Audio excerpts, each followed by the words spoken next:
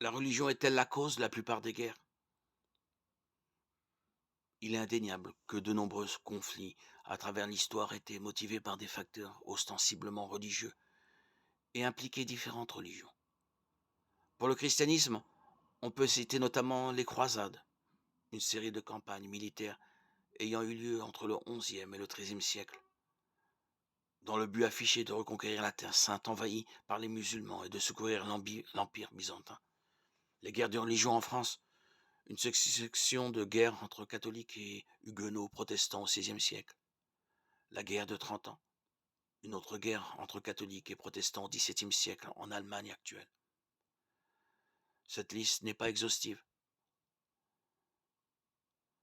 On peut ajouter la rébellion de Taiping et le conflit nord-irlandais. Le christianisme a certainement été facteur de nombreux conflits au cours de ces 2000 ans d'histoire.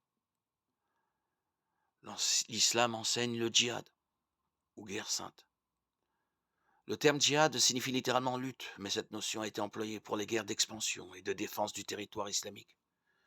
Les guerres quasi continuelles au Moyen-Orient au cours du dernier demi-siècle ont certainement contribué à l'idée que la religion est la cause de guerre.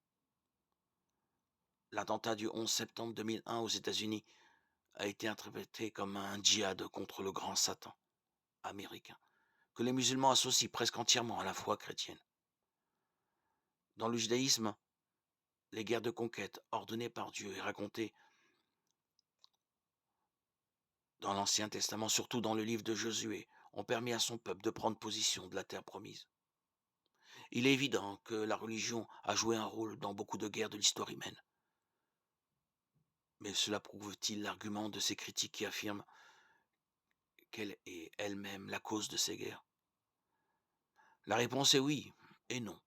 Oui, dans le sens où une cause secondaire, la religion a été le motif, du moins apparent, de nombreux conflits, mais non dans le sens où elle n'est jamais la cause première de guerre.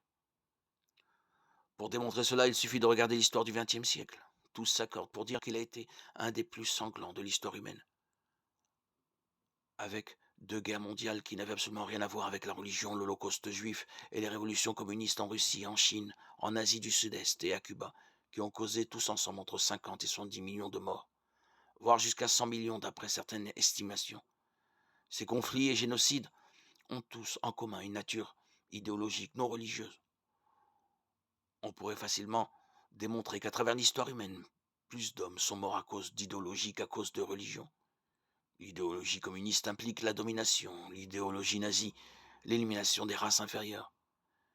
Ces deux idéologies ont fait des millions de morts à elles seules, tout à fait indépendamment de la religion. Le communisme est même une idéologie athée par définition. La religion et l'idéologie sont des causes secondaires des guerres. La première cause de toutes les guerres est le péché.